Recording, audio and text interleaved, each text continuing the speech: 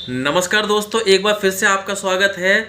आपको बता दूं एबीसी आईडी कार्ड क्या होता है, अपार आईडी कार्ड क्या होता है, ये किस तरह से बनता है, किन किन स्टूडेंट को ये बनाना है, कैसे ये बनेगा, इसके बारे में मैं इस वीडियो में बताऊंगा।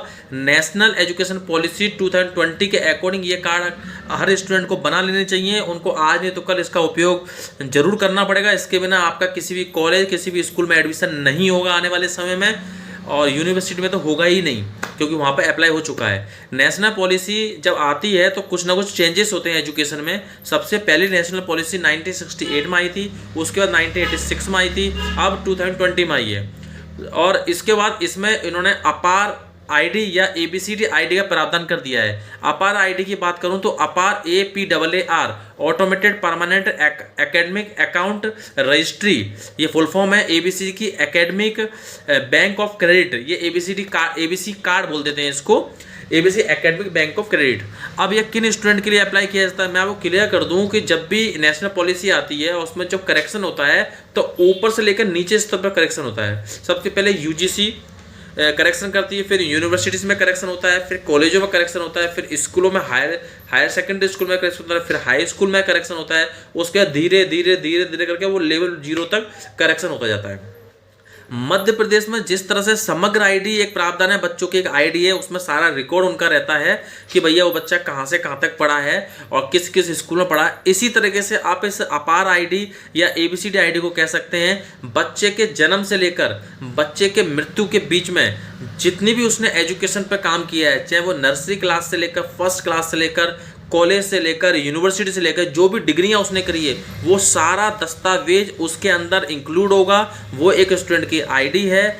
अभी वो बच्चों में, यानी जो छोटे बच्चे हैं 12th क्लास से नीचे, उनकी आईडी अभी नहीं बन रही है। धीरे धीरे करेक्शन होते हुए नीचे स्तर पे आएगी। यूनिवर्सिटी में, कॉलेजों में ये आईडी बनना शुरू हो गया है। इसलिए जिन्होंने ये आईडी नहीं बनाई है वो आप बना लीजिए। अब आप ये समझेंगे सर ये आईडी बनेगी कैसे। ये आईडी बनाने के लिए बताता हूँ। सबसे पहले देखिए, एक मिनट, ये देखिए, ये मैंने स्क्रीन चालू कर ली है। इसमें देखिए सबसे पहले आप क्या करेंगे, डिजी लॉकर एक ऐप होती है, उस डिजी लॉकर ऐप पर आप जाएंगे। मेरे पास आईडी नहीं है, मैंने नहीं बनाई है, लेकिन मैं आपको अपनी आईडी बना के बताता हूँ कि कैसे ये आईडी जनरेट होगी। न्यू वर्जन मांग रहा है इसका, इसको एक बार मुझे अपडेट करना होगा। देखिए ये अपडेट हो चुकी है आईडी आपकी। डिजी लॉकर अपडेट हो गया। अब मैं इसको ओपन कर रहा हूँ।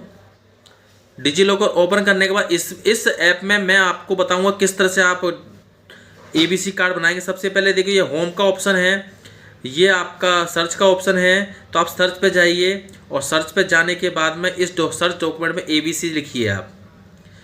मैंने नहीं बनाई है आईडी, मैं बता रहा हूँ किस तरह बनाएगी। देखिए ये पहला ऑप्शन लिखा है अपार एबीसीडी आईडी, ये लिखा हुआ पहला ऑप्शन। इस अपार एबीसीडी आईडी पे क्लिक करिए। देखिए मेरा नाम आ गया, राहुल चौधरी, 9 जून 1991, डेट मेल।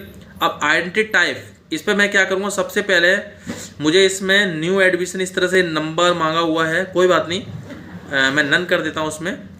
नन करने के बाद अब मैं क्या करता हूँ, अगर आपके पास में प्रोविजन अपार हो वो कर सकते हैं, रोल नंबर डाल सकते हो, रजिस्ट्रेशन नंबर डाल सकते हो, एनरोलमेंट नंबर, न्यू एडमिशन लेना वो भी डाल सकते हो।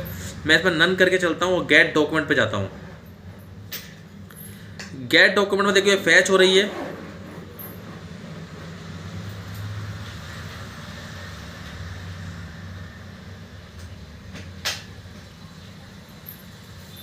देखिए ये फैच हो रही है, एकेडमिक बैंक ऑफ क्रेडिट नीचे आ रही है आईडी। ये देखिए कुछ भी नहीं करना, ये आईडी बन गई academic bank of credit ABCD ID. और ये नंबर आ गया है मेरा 74374142 इस तरह से नंबर आ गया है, राहुल चौधरी, और नीचे वेरीफाई लिखा है। ये मेरी एक आईडी बन गई है। इस तरह से आपको आईडी बना लेनी है अपनी। अगर आप न्यू एडमिशन ले रहे हैं, नए हैं, या किसी रोल नंबर को डाल के आप आईडी बना सकते हैं। अब अगर मैं किसी भी यूनिवर्सिटी में अगर एडमिशन लेने जाऊँगा तो ये वाली आईडी मुझे उनको, जैसे आधार कार्ड होता है, इसको मैं निकाल के एक आधार कार्ड जैसे उसमें लेमिनेशन करा के इस कार्ड को अपने पास रखूँगा। और जब भी मैं कभी एडमिशन करने जाऊँगा ये आईडी आपको ज़रूर बतानी होगी। और ये आईडी अभी यूनिवर्सिटी कॉलेज में चालू हो गई है, धीरे धीरे 12th 10th क्लास में आएगी और फिर ये जब नर्सरी क्लास के बच्चे का एडमिशन भी होगा तो उसमें बिना इस ABC ID academic bank of credit ID के बिना ये नहीं होगा, एडमिशन उन बच्चे का नहीं होगा।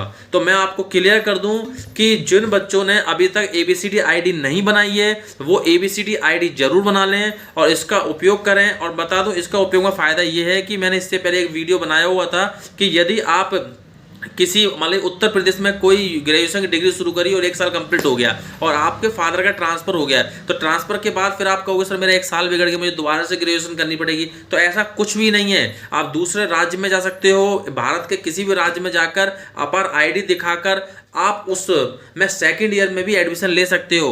ABCD कार्ड, ABCD ID एक पूरा दस्तावेज है, आपके जन्म से लेकर मृत्यु तक जितना भी आपने एजुकेशन किया हुआ उसमें ये पूरा दस्तावेज है। आप सभी सावधान रहिए, ID जरूर बना लीजिए। नमस्कार।